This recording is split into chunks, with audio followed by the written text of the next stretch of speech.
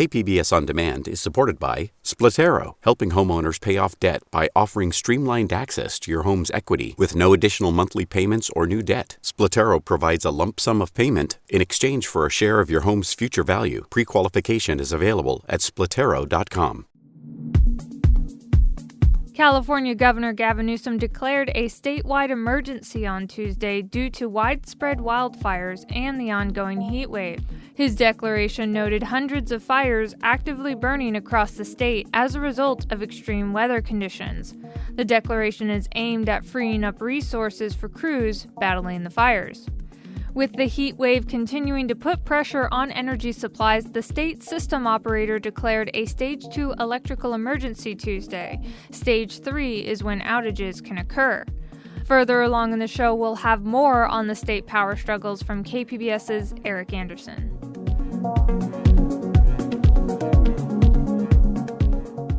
San Diego County is officially off the state's coronavirus watch list. Now, the countdown is on. If we stay off for 14 days, K-12 students would be allowed back in classrooms. For now, all the current restrictions on businesses remain in place until the state provides additional guidance. As for the latest numbers, the county reported 7 more people died from the virus Tuesday, and there were 202 new positive cases. Mayor Kevin Faulconer signed an executive order yesterday aimed at making it easier for churches and gyms to operate outside. Fitness camps, gym classes, religious services, they can all be held in a park, giving patrons plenty of room and air to physically distance. The order is set to take effect next Monday. It comes as a number of indoor churches and gyms across the county have remained open for weeks now, in direct violation of the mandate to move operations outside. Crystal Lombardi is the owner of Hardcore Fitness in Mira Mesa. She says she's glad for the space and shade that parks could provide her business. It's obviously very difficult to members to go outside in a parking lot in the asphalt in the hot beating sun. Gyms and houses of worship still need to apply for permits for the use of public parks, but fees will be waived for the first 60 days. The Democratic National Convention continued last night with former Presidents Bill Clinton and Jimmy Carter, and it's on again tonight. Be sure to tune in to KPBS Radio starting at 6 p.m. or catch it this evening on KPBS television. If you miss it, you can always go online at kpbs.org to get the latest recap. I'm Annika Colbert. It's Wednesday, August 19th. You're listening to San Diego News Matters from KPBS News. Stay with me for more of the local news you need to start your day.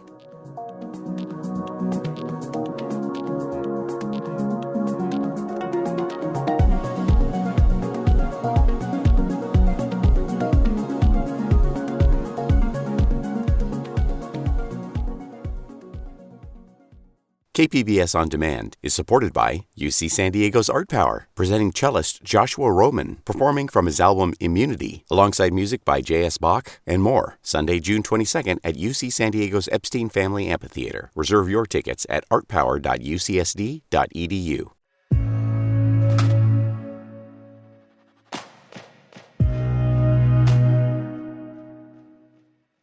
California's power grid managers are under fire after initiating the first rolling blackouts since 2001. Now, a former utility regulator says it may be time to change the system. KPBS's Eric Anderson reports. The governor is investigating, and critics are calling out the California Independent System Operator for initiating rolling blackouts. Demand for power during the current heat wave is outstripping supply, but a former state utility regulator sees a different picture. Loretta Lynch argues there are plenty of reserves. The utilities have already bought up to 100% of the expected peak, plus 15% more. The ISO just won't use this for no good reason, and that's what they should be explaining to all of California. The former California Public Utilities Commission president says she wants more transparency. UC Berkeley economist Severin Borenstein sits on the Cal ISO board. He says making contract information public is not a good idea. There is a reason to keep contracts confidential in business dealings. They're trying to get the best deals they can. and making them public could undermine that. Borenstein says grid operators are handling the current situation correctly, although he says the public did deserve more notice before rolling blackouts hit. He says power forecasts predicted energy supplies would be tight if a heat wave hit this summer. That was KPBS environment reporter Eric Anderson.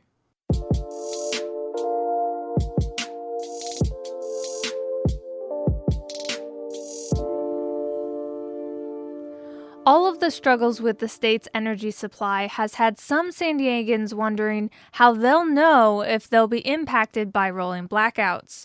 San Diego Gas and Electric spokeswoman Helen Gao said there's a list. Customers are grouped into blocks, and we have a list of blocks that we would go through, rotate through, if we're asked to do rotating outages.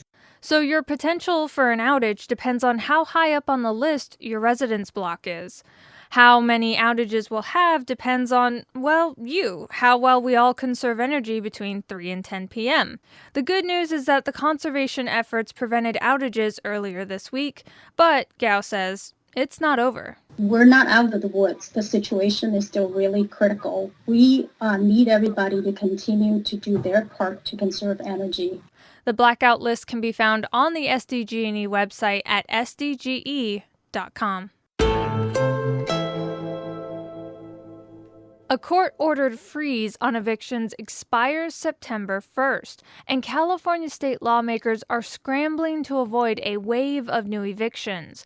Cap Radio's Nicole Nixon has this story. San Francisco Assemblymember David Chu sounded a dire warning about what could happen if the legislature doesn't pass new protections for renters and homeowners affected by the pandemic. If we don't change state law in the next 2 weeks, we will see a massive wave of evictions.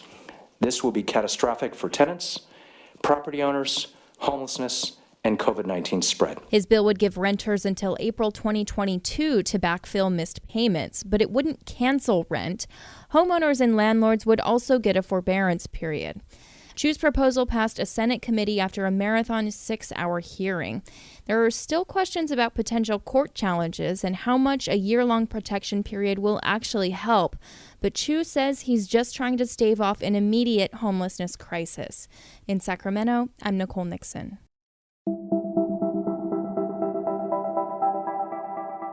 More than half of the men locked up at a privately run detention center in Bakersfield have been diagnosed with COVID-19. That's after a federal judge ordered U.S. Immigration and Customs Enforcement to test all detainees at the facility. KQED's Farida Javala Romero reports. 56 detainees held at the Mesa Verde ICE Processing Center have tested positive for COVID-19. Early last week, ICE reported just 10 positive cases. U.S. District Judge Vince Chabria says the agency could have avoided the rapidly growing outbreak at the facility. ICE says most of those infected were segregated in a dorm, and at least one man was hospitalized. Last week, Chabria also directed ICE and the GEO Group, which owns and operates Mesa Verde, to regularly test all staffers. Detainees sued in April to force ICE to take steps to prevent an outbreak. Since then, about 200 people have been released on bail or parole.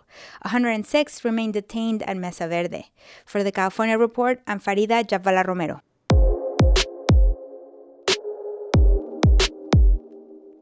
San Diego leaders rallied at the Midway Post Office in support of the U.S. Postal Service in Day of Action Tuesday. It follows weeks of mounting concern over mail delays and cost-cutting measures.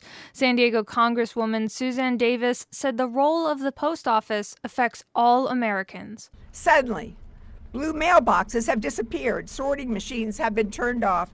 Postal workers have been told to go home and let mail pile up on tables. Post office have closed during lunch. And these actions hurt everyone. Eddie Cooper Jr. is the president of San Diego's American Postal Workers Union. He says USPS desperately needs the recently proposed billions of relief funding. That's going to affect the running of the United States Postal Service. Without that stimulus money, the Postal Service literally can be out of money here within the next 4 or 5 months. In response to widespread criticism, late Tuesday, Postmaster General Louis DeJoy said he will suspend the operational changes he had instituted for the post office until after the November election.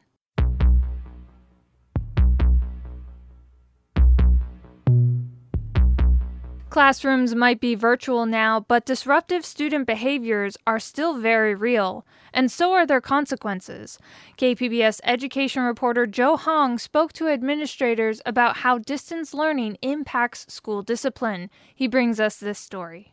Earlier this month, on the first day of the new school year in the Sweetwater Union High School District, a student brandished a firearm during a virtual class session. The police were called and officers arrived at the student's residence to find that the weapon was a BB gun and no one was harmed. Later in the week, the district, which was the first in the county to start the fall semester, received reports of students sharing pornographic images during online classes. These disruptive behaviors add yet another layer to the challenges facing teachers and administrators as they restart school in the COVID era. Manny Rubio is the spokesman for the Sweetwater Union High School District. He said the expectations for student behavior are the same as they were before the pandemic. If you were in a classroom, it's respecting your classmates, your fellow classmates, respecting the teacher that's in front of you giving the lesson, asking questions that are thoughtful and very that are appropriate for the class.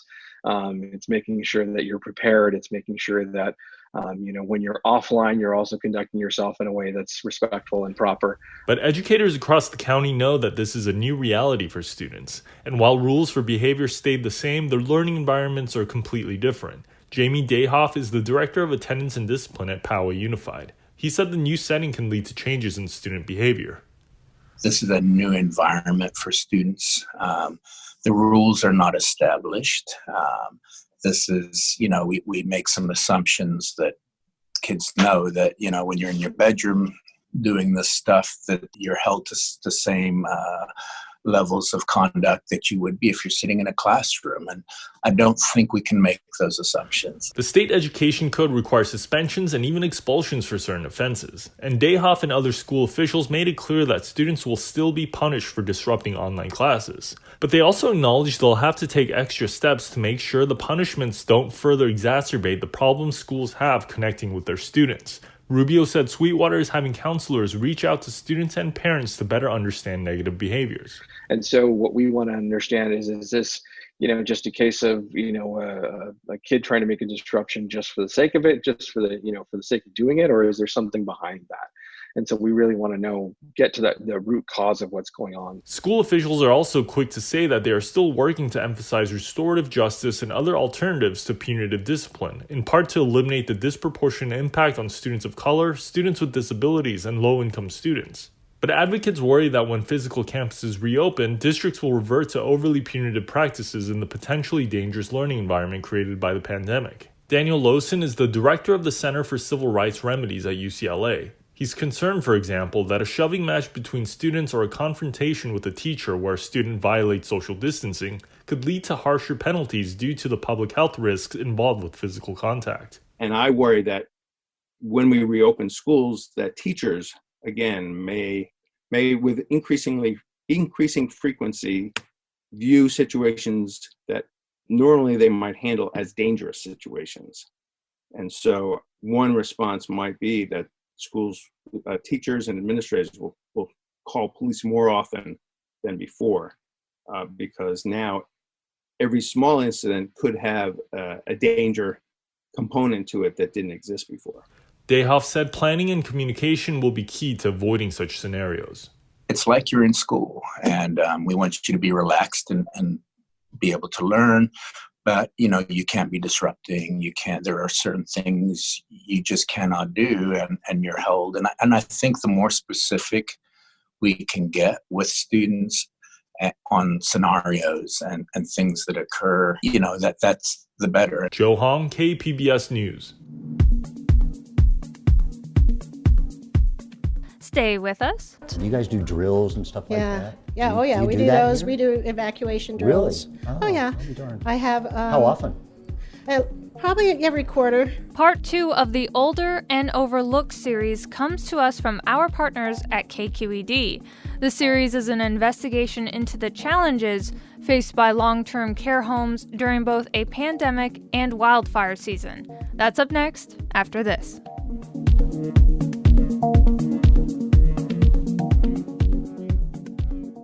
KPBS On Demand is supported by Marrokal Design and Remodeling, helping homeowners with their home remodeling needs. From ADUs to kitchen remodels, room additions, and custom homes, Marrokal Design and Remodeling can help homeowners design and build their dream homes. More at trustyourhometous.com.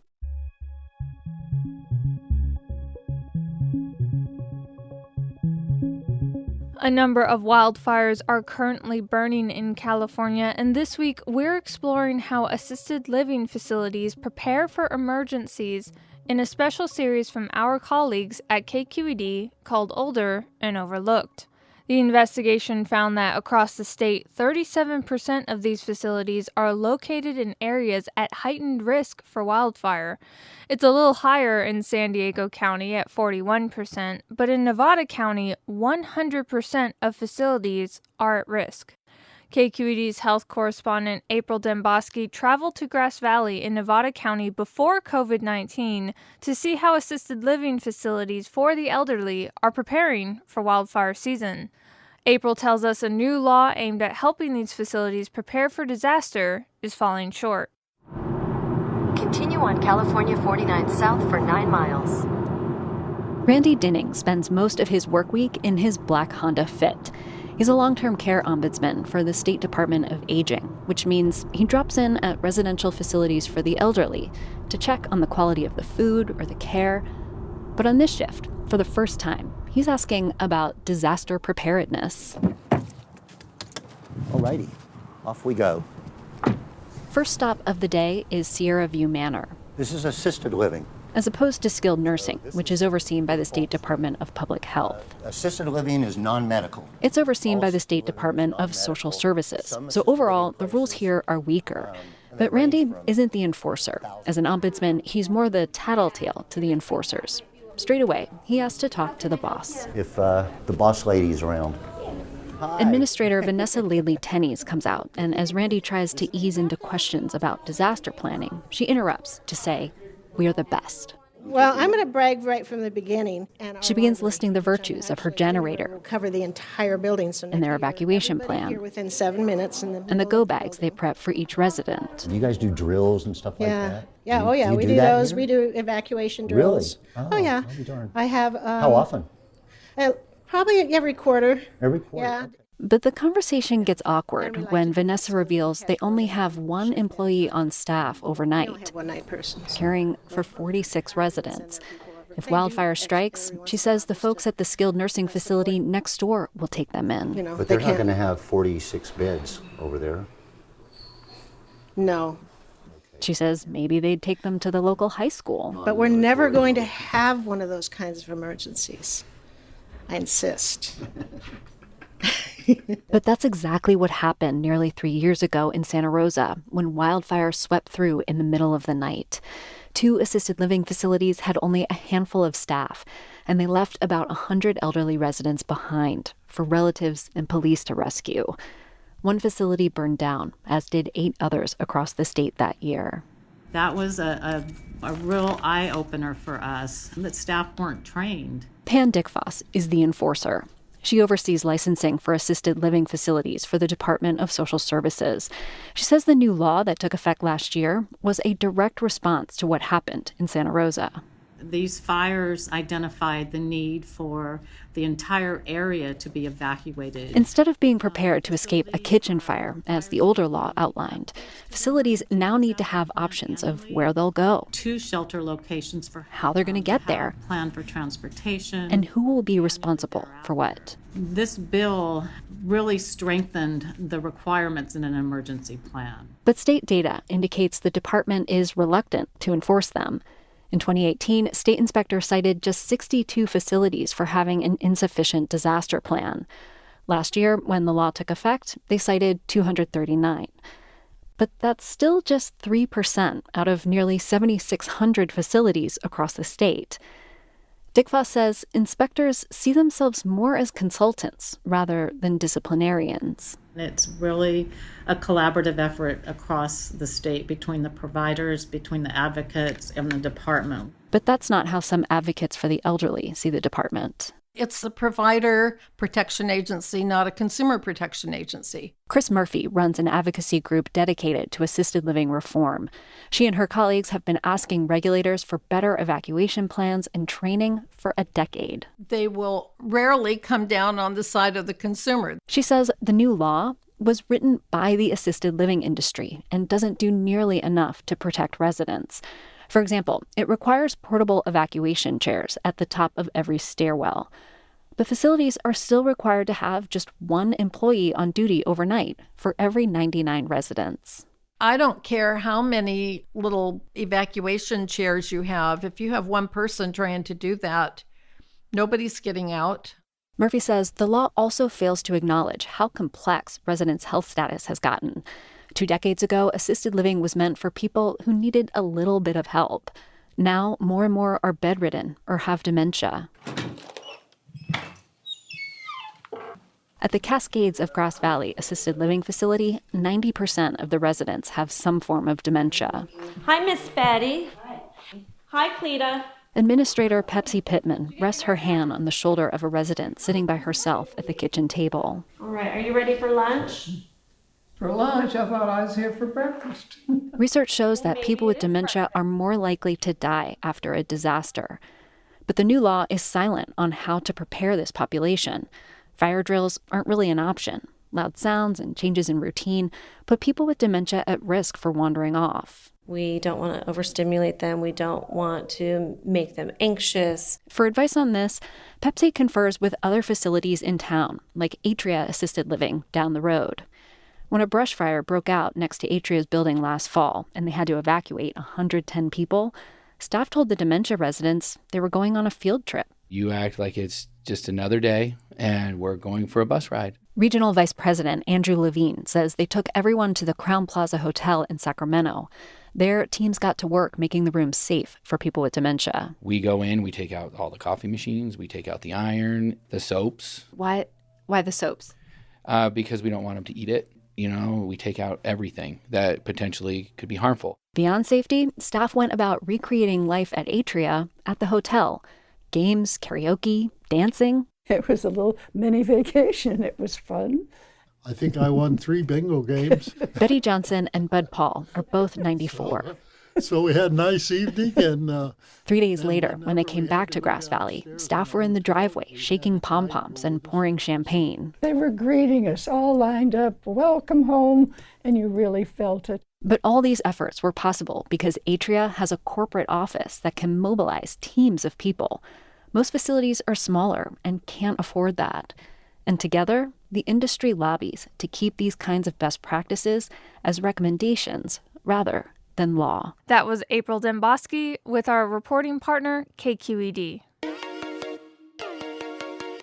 Tomorrow, Bodhi Tree Concerts presents Songs of Suffrage, a concert to mark the centennial of the passing of the 19th Amendment, granting women the right to vote, although not guaranteeing any women the ability to vote. KPBS arts reporter Beth Accomando has this preview. Bodhi Tree Concerts recounts the fight for the 19th Amendment through history, songs, and speeches performed by local artists like Mary Munger Taylor. Suffragettes were distinguished from suffragists by their willingness to take militant action.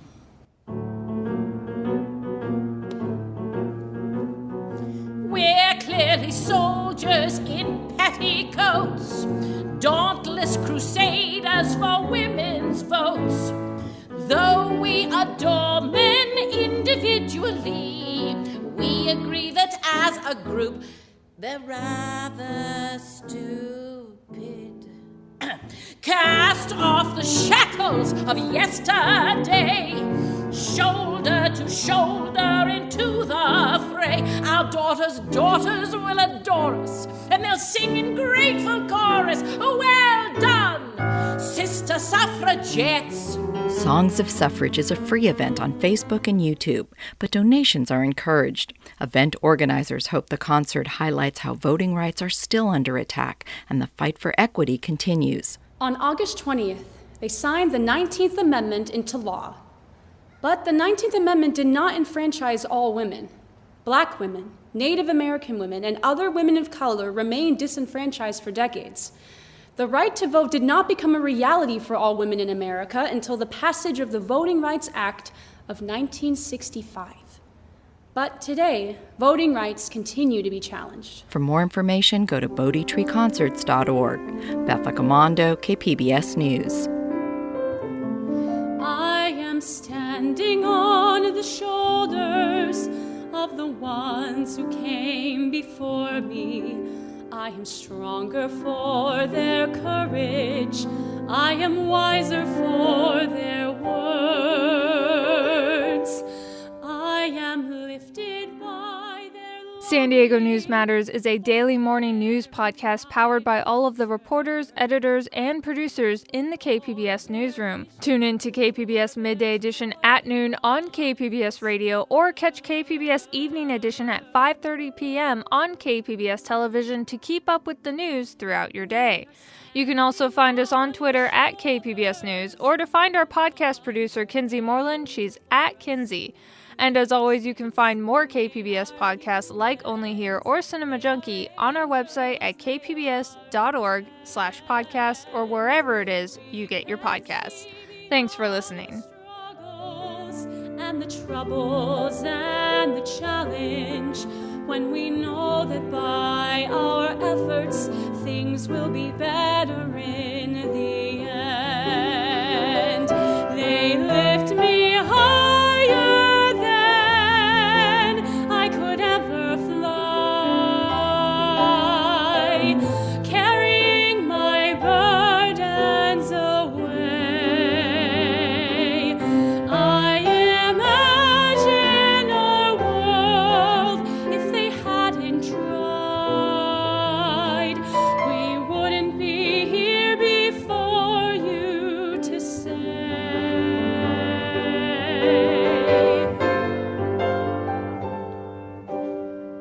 I am standing on the shoulders of the ones who came before me. I am honored by their passion for our liberty. I will stand a little taller, I will work a little longer, and my shoulders will be there to hold the ones who follow me. My shoulders will be there to hold the ones who follow me.